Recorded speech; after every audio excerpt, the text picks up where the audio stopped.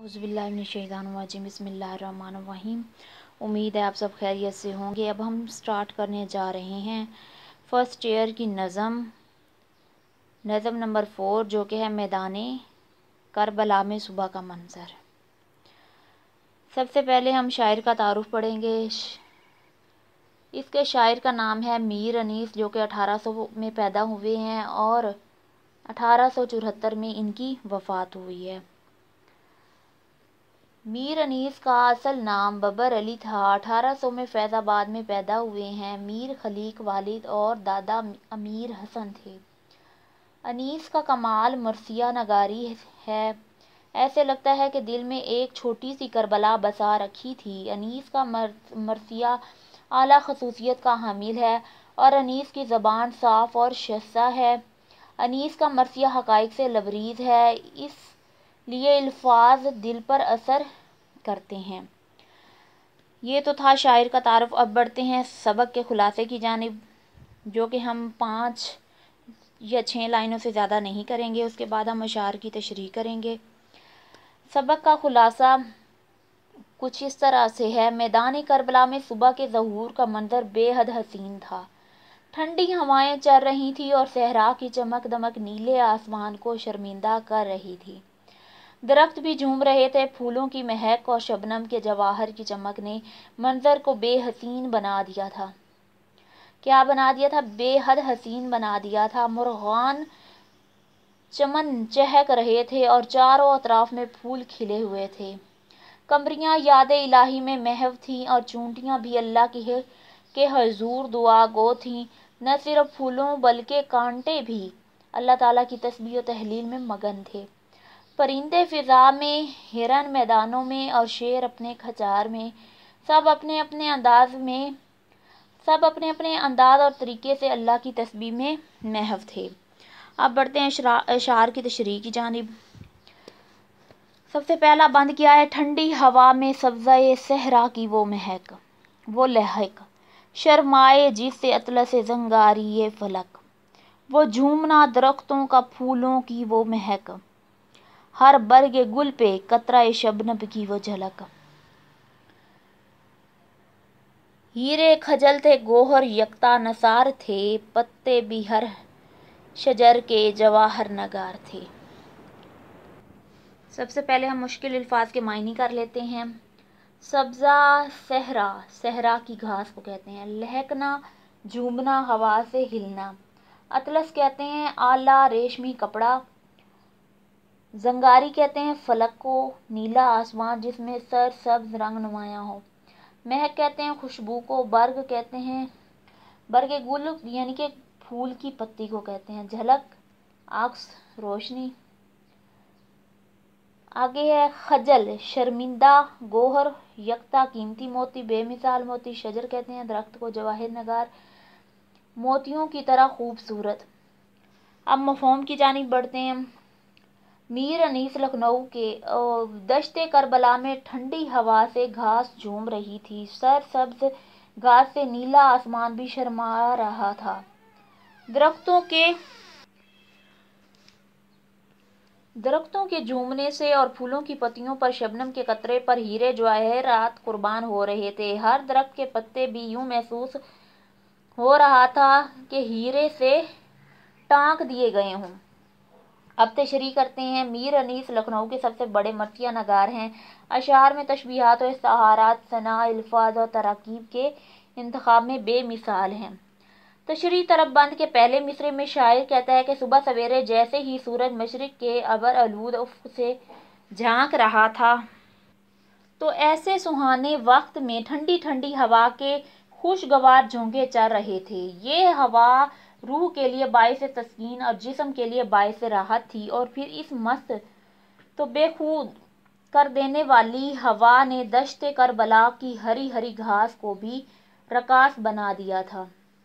दूसरे मिसरे में शायर कहता है कि नबातात की ताजगी और सरसब्ज घास की लहलहाहट और उसकी कसरत, नीलगोन आसमान जिसमें सब्ज रंग नुमाया था को खजल किए हुए थी। ये इस कदर हसीन और दिलकश मंजर था कि शायद चश्मे फलक ने न देखा हो।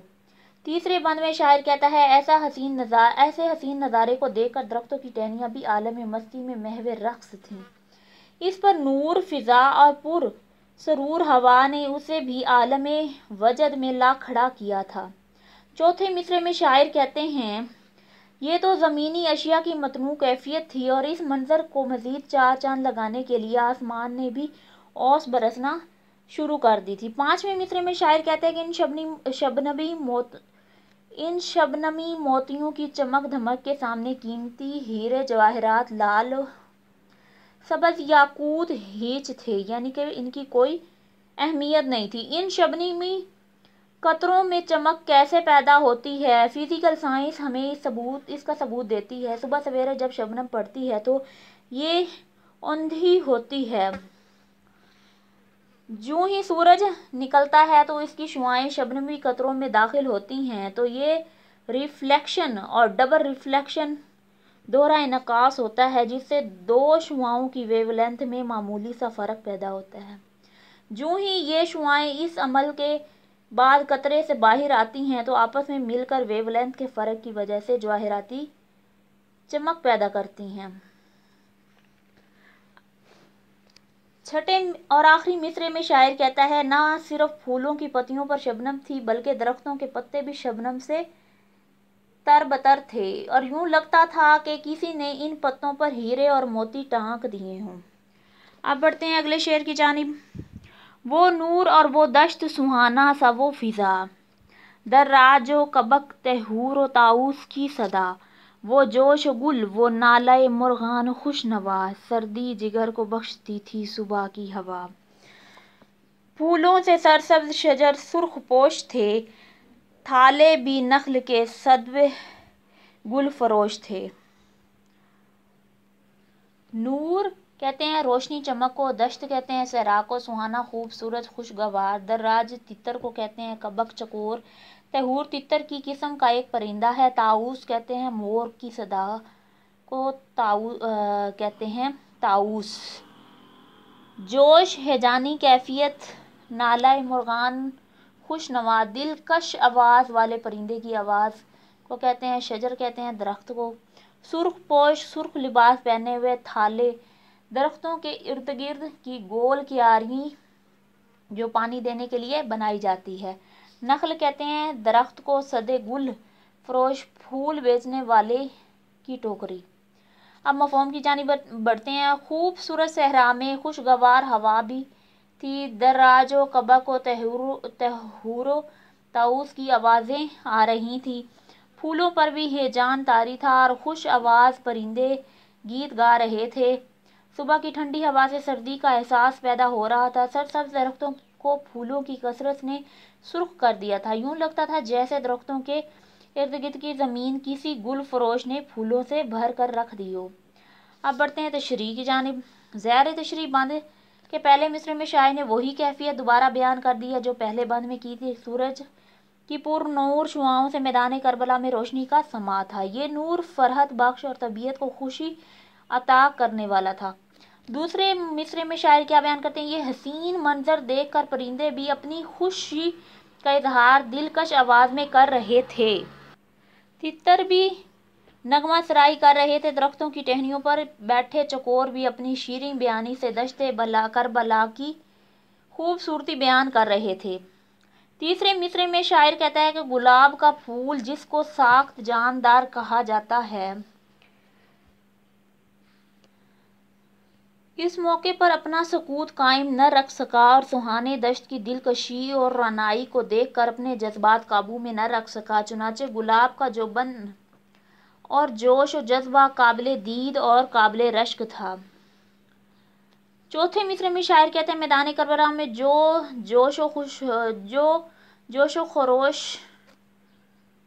خوشگوار ہوا چل رہی تھی، جوش و خروش کے ساتھ جو خوشگوار ہوا چل رہی تھی وہ جسم کے لیے خوشگوار تھی، یہ ہوا اتنی زیادہ سرد نہ تھی کہ جسم کو ناخوشگوار ٹھنڈک کا احساس ہو بلکہ دلکش اور خوشگوار احساس جو انسان کے نہ صرف وجود بلکہ رگ و ریشے میں رچ بس جائے۔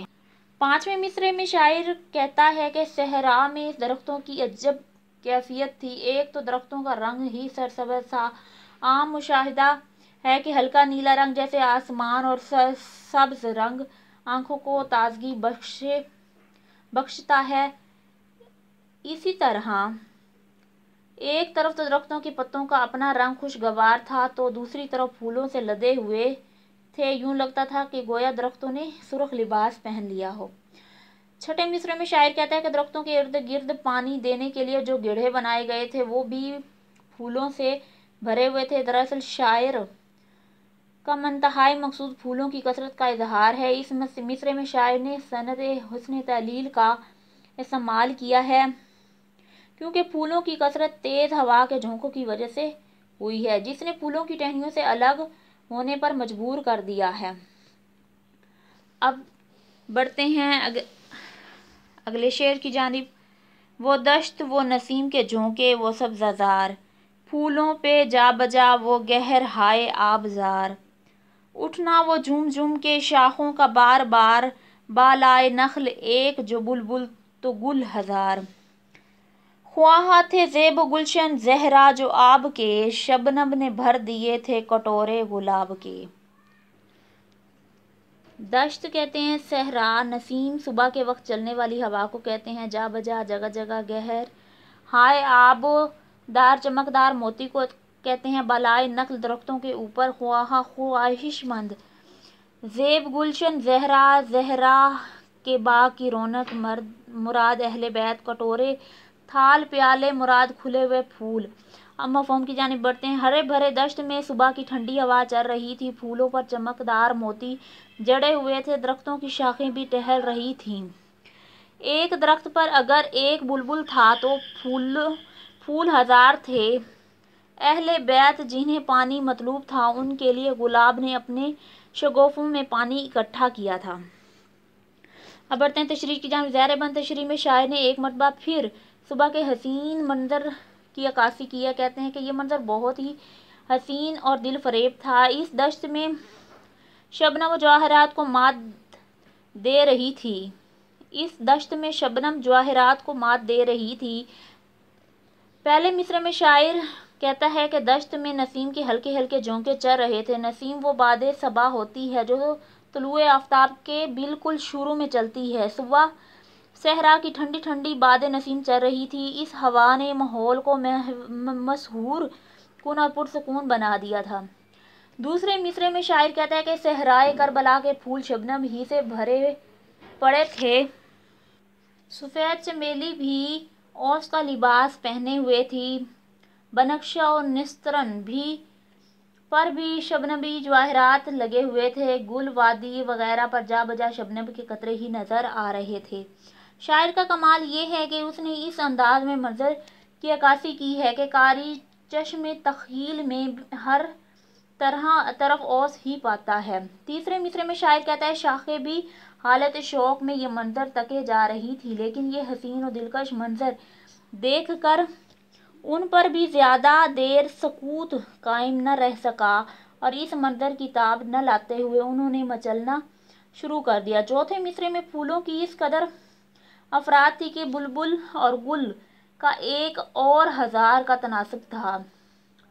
क्या था? एक और हजार का तनासब था। हमारी रिवायती उर्दू शायरी में गुल को महबूब दिखाया जाता है और कहा जाता है कि बुलबुल एक गुल को ही देखकर उस पर फिदा हो जाता है। पांचवें मिसरे में शायर ने मनाजर की हसीन दिलकशी के बाद अचानक करबला के असल इल्मिये को बयान किया है। शायर कहता है कि हज़रत फ़ातिमा रज़ी अल्लाह ताला अन्हा के चमन के गुलों यानी हज़रत इमाम हुसैन और उनके अहलो अयाल पर जुल्म कर्फ्यूं और यजीदियों ने पानी बंद कर दिया। क्या अहलो अयाल पर जालिम कूफियों और यजीदियों ने पानी बंद कर रखा था? फुरात का ठाठे मारता हुआ पानी खुश्क ज़मीनों को सैराब कर रहा था, लेकिन मासूम शीर ख्वार अली असगर के लिए एक घूंट पानी देने से कासिर था। फुरात का पानी जानवरों के लिए तो खुला था, लेकिन फातिमा रज़ी अल्लाह ताला अन्हा के लाल जन्नत के सरदार इमाम हुसैन पर बंद था।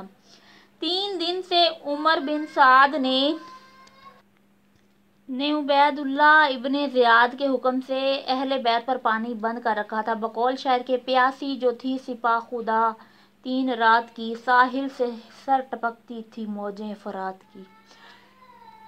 آخری مصرعے میں شاعر کہتا ہے کہ گلاب نے اس موقع پر متبادل پانی کا بندوبست کیا اور شیر خدا علی المرتضیٰ رضی اللہ تعالیٰ عنہ اور حضرت فاطمہ رضی اللہ تعالیٰ عنہ کے جگر گوشے کے لیے شبنم کا پانی اکٹھا کرنا شروع کر دیا۔ یہاں شاعر نے کھلے ہوئے شگوفوں کو تھال کہا ہے کیونکہ اس کی شکل کٹورے سے مشابہ ہوتی ہے۔ العطش العطش، پیاس پیاس کرتے ہوئے نے زہراوی لالوں کے لیے گلاب نے اپنے شگوفوں میں شبنم اکٹھا کرنا شروع کر دی تھی تاکہ اہل بیت شبنم سے پیاس بجھا سکیں۔ گویا گلوں سے جس قدر اہل بیت کی خدمت ہو سکتی تھی وہ انجام دے رہے تھے۔ اسی کے ساتھ ہمیں اجازت دیجیے، اب ملتے ہیں اپنے پارٹ نمبر 2 میں، جس میں ہم بقیہ اشعار کی تشریح کریں گے اور ساتھ ہی مشق کریں گے۔ تب تک کے لیے اللہ حافظ۔